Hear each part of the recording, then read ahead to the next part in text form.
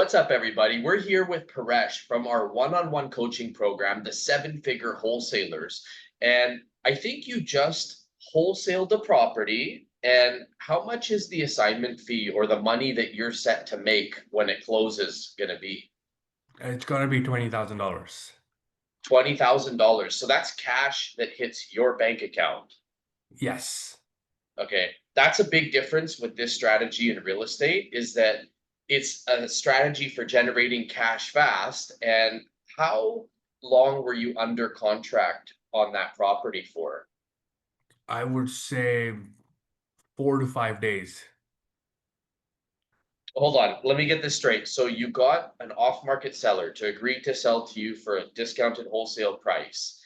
After the seller agreed, it was 4 days until you found a buyer and you've assigned the contract and we're waiting for the deal to close now, and it's a $20,000 assignment fee to you, which is cash that hits your bank account. Yes, that is correct. Wow. So this is a strategy. This is a typical example of being able to flip a house 100% remotely without buying it. Did you ever visit the property?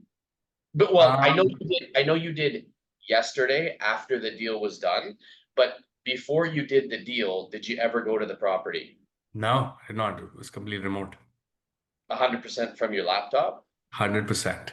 Wow. So I want to hear a little bit more about your backstory. Like, did you have any experience in real estate before you did this?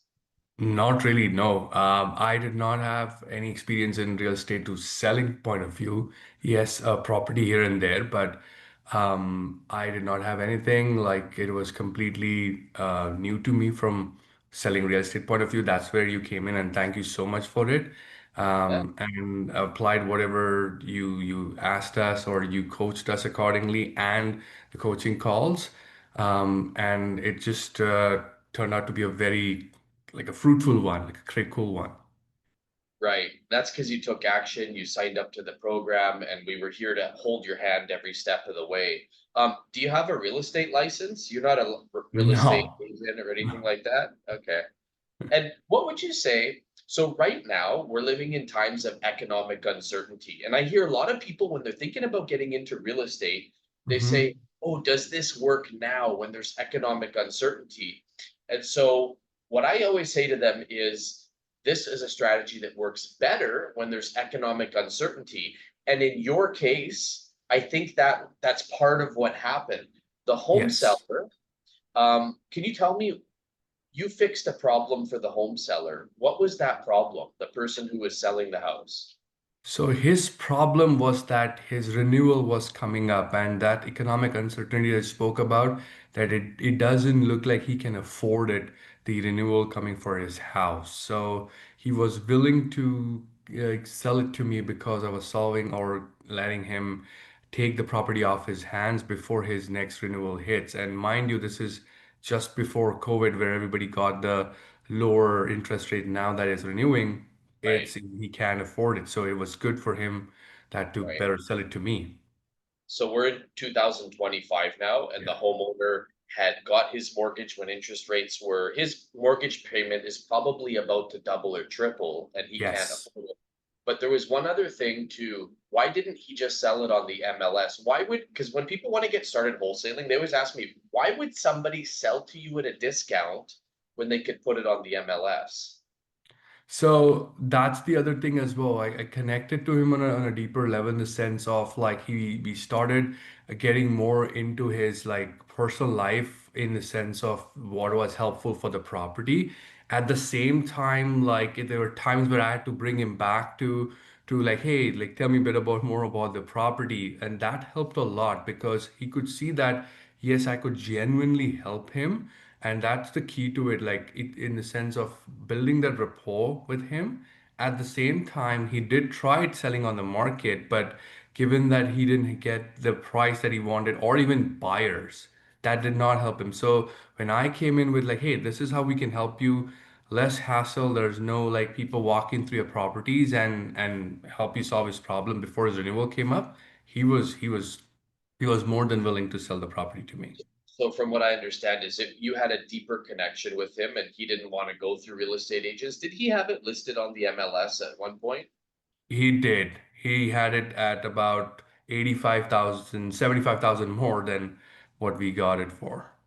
Wow. So this home seller is stressed because he has a renewal coming up. He listed the property on the MLS with a real estate agent, and the real estate agent was not able to sell it. And No. then you were able to get the property $85,000 below what it was listed on the MLS.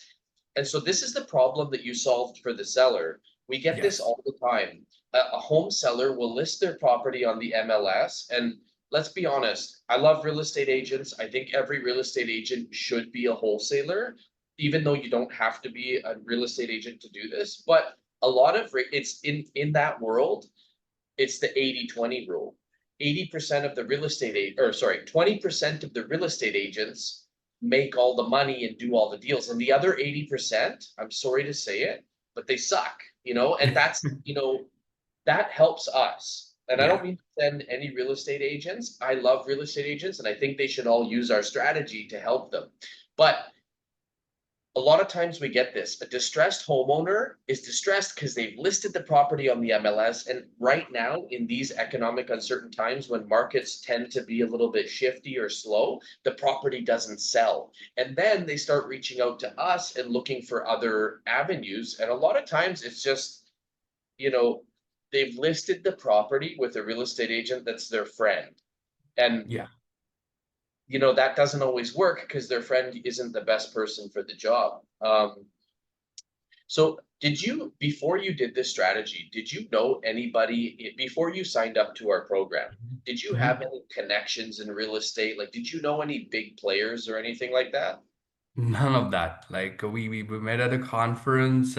We saw what you did. Pretty interesting, and we were very curious. Me and my wife. We met you, I think, a couple of times at it, and then we decided to go ahead and enroll in your coaching. And I think that was brilliant. One of the good things that we have done. Nice, nice, man. Thank you.